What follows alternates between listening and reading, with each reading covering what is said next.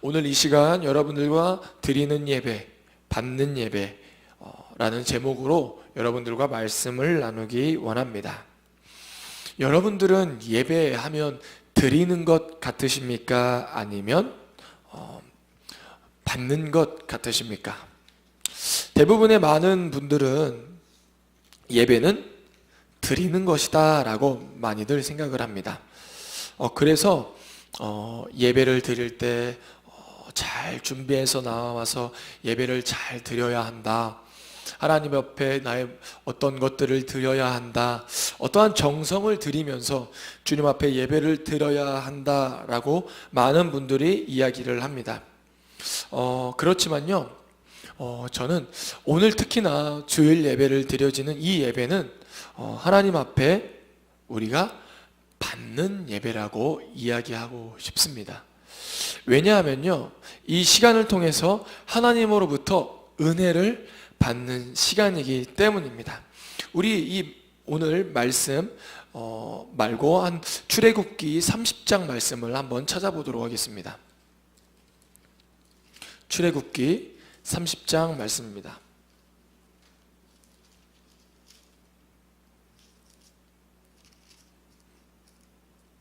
네, 죄송합니다. 출애굽기 31장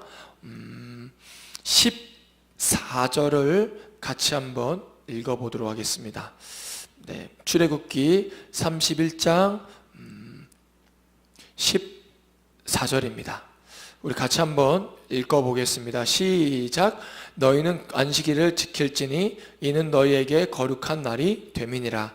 그 날을 더럽히는 자는 모두 죽일지며 그 날에 일하는 자는 모두 그 백성 중에 그 생명이 끊어지리라. 아멘. 오늘 말씀해 보니까 출애굽기 31장 말씀해 보니까 너희는 안식일을 지키라. 이는 너희가 거룩한 날이 됨이니라. 그 날을 더럽히는 자는 모두 죽일지며 그 날에 일하는 자는 모두 그 백성에서 생명이 끊어지리라 라고 오늘 하나님께서는 말씀하고 계십니다. 즉 하나님께서는 안식일, 즉 오늘날로 따지면 주일 예배라고 이야기할 수 있겠죠. 주일 예배를 거룩하게 떼어내라. 거룩하다라는 것은 떼어나다라는 의미가 있는데 우리가 삶을 살아갈 때 일요일만큼, 주일만큼은 떼어내서 하나님께 나아가라라고 오늘 말씀하고 계십니다. 그리고 그렇게 그 계명을 지키지 않는 자들은 죽이라라고 말할 정도로 하나님이 강조하고 계시는 것을 오늘 말씀을 통해서 볼 수 있습니다.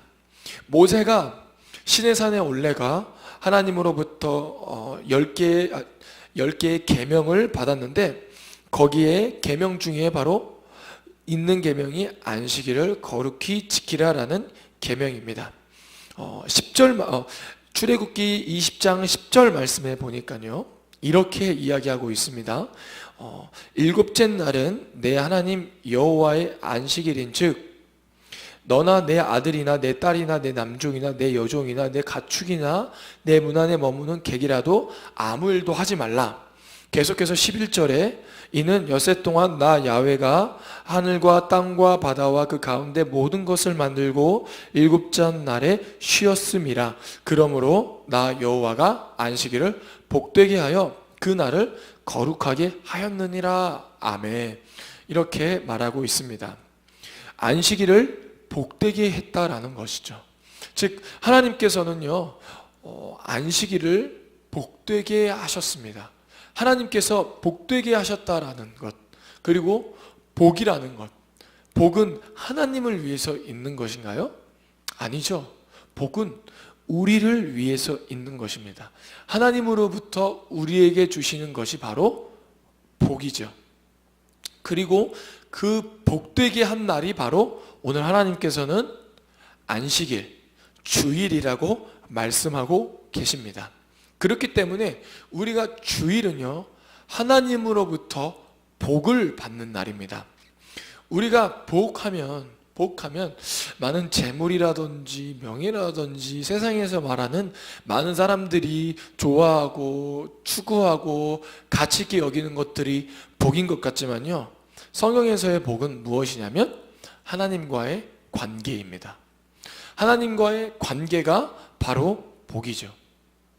다른 물질이 풍족해지고 우리의 삶이 형통해지는 게 복이 아니라, 물론 그것도 하나의 복일 수 있지만 본질적으로 성경에서 말하는 복은 바로 하나님과의 관계입니다. 우리가 하나님과의 관계가 가까워지면 우리가 하나님으로부터 복을 받은 것이죠.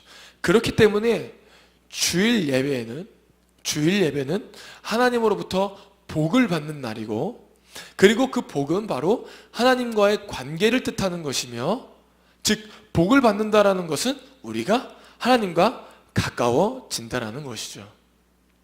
우리가 친하던 사람들과도 오랜 시간 만나지 못하면 조금은 서먹해지고 어색해집니다. 만약 우리가 주일 예배를 빠지고 하나님으로부터 복을 받지 않는다면, 즉 하나님과 자꾸 만나지 않는다면, 하나님과의 관계가 멀어진다면 우리가 생명 되신 하나님으로부터 멀어지겠죠.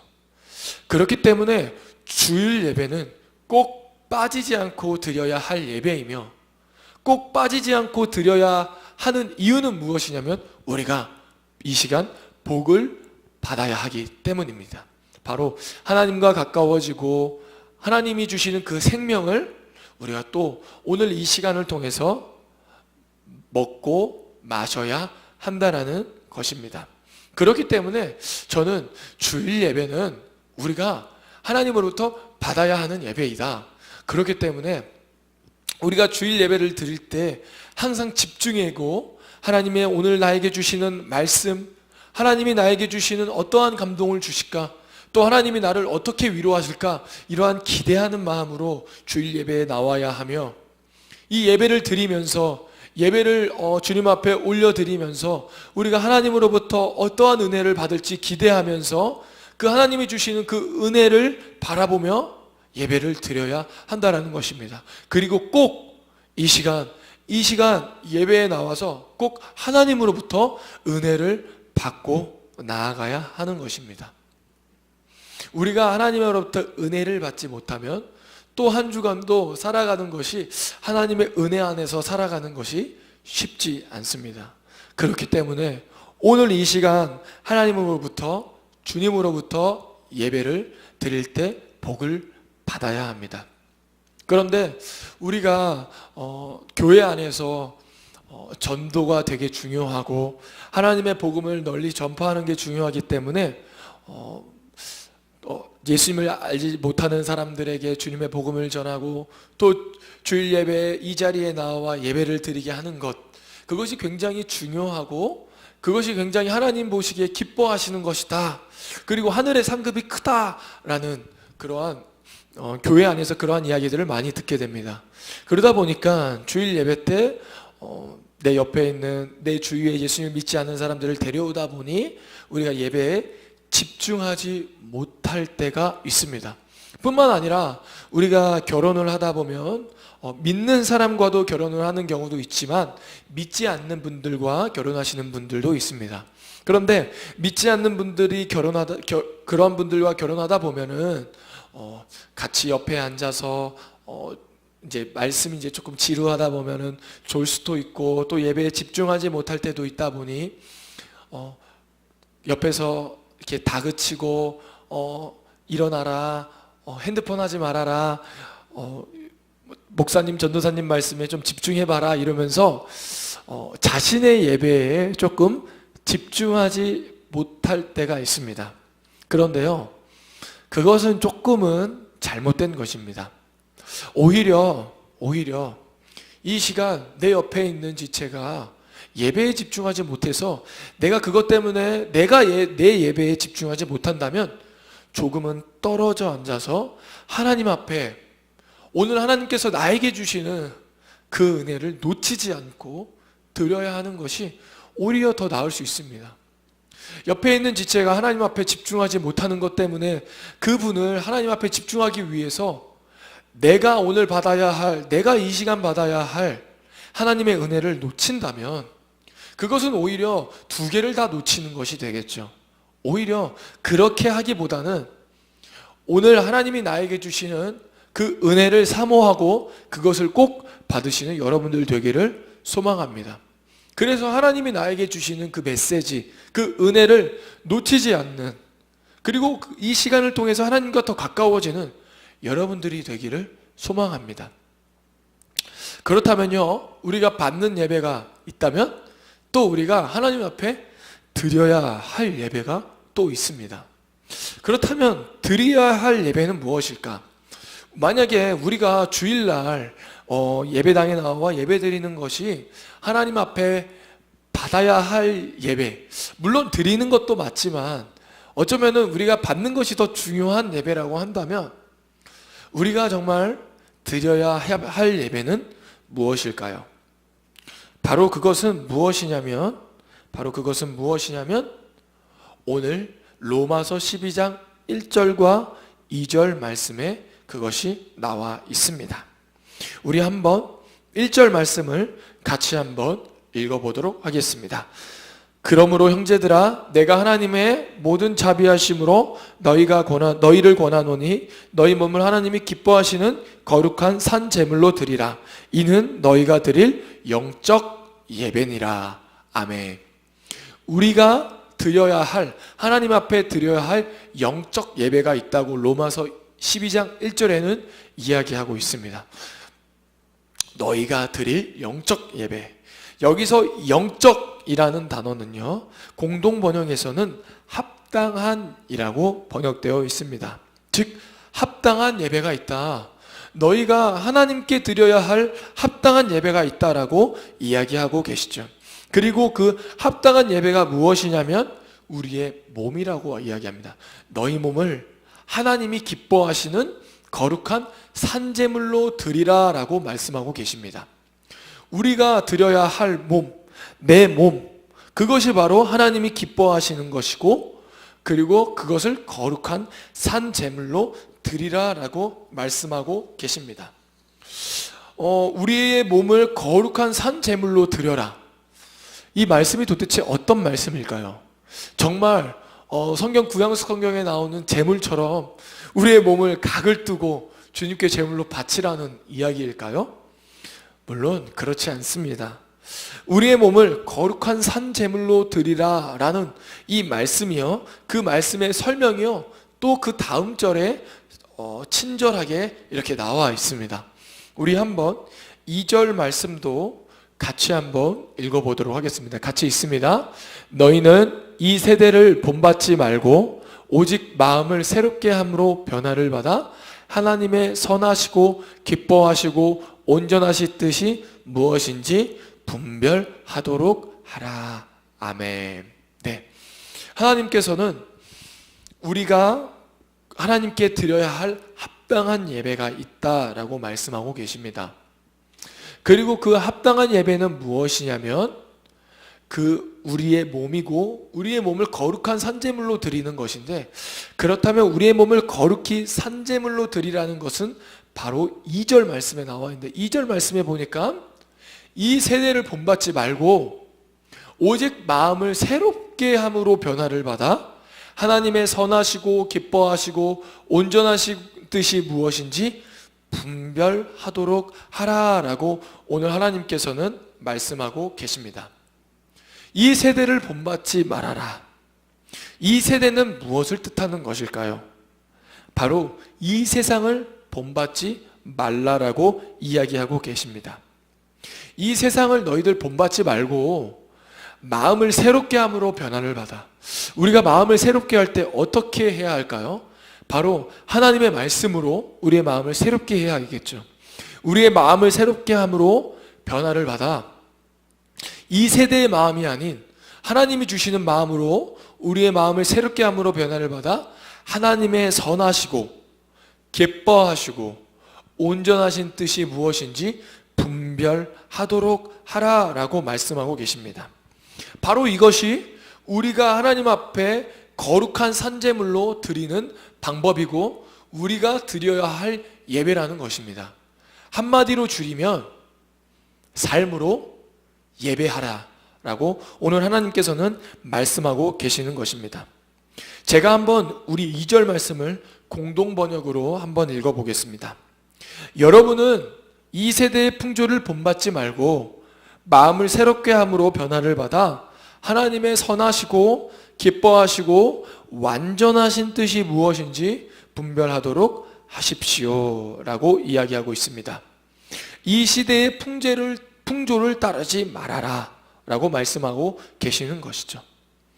그리고 정말 우리가 이 세대를 본받지 않기 위해서는 바로 오늘 2절 말씀처럼 분별해야 합니다.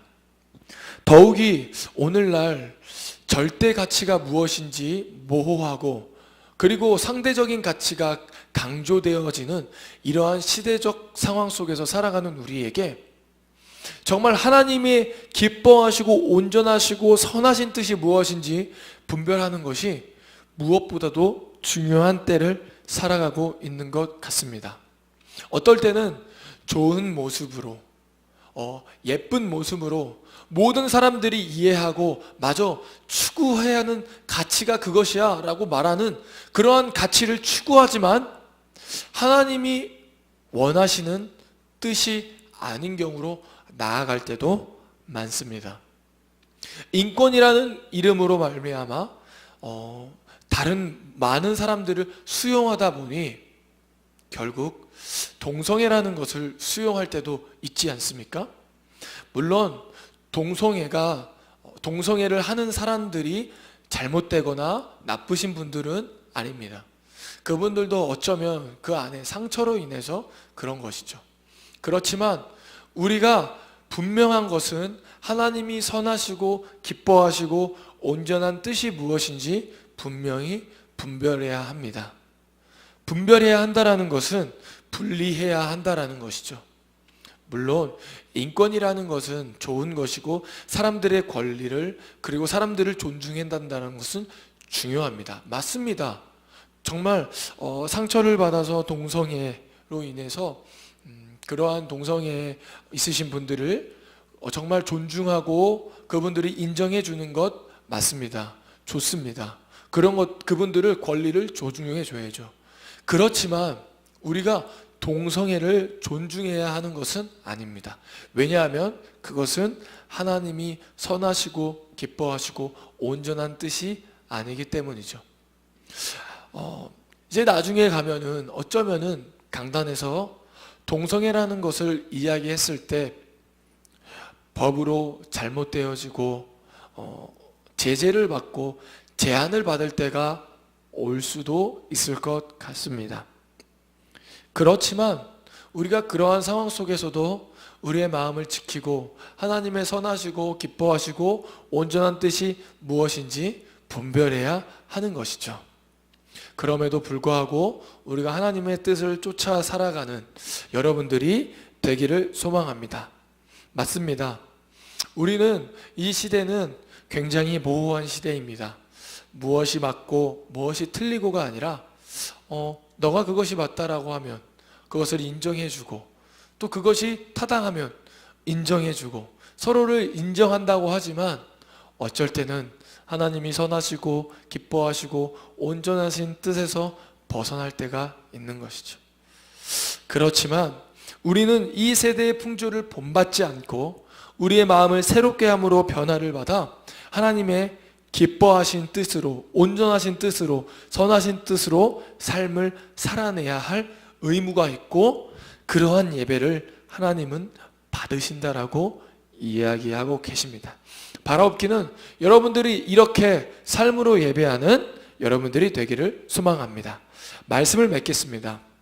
우리가 드려야 할 예배가 있고 받아야 할 예배가 있습니다. 먼저 받아야 할 예배가 무엇입니까? 주일 예배에 나와 그리고 교회에서 드려지는 예배에 나와 하나님으로부터 은혜를 받아야 하죠. 은혜를 받아야 합니다.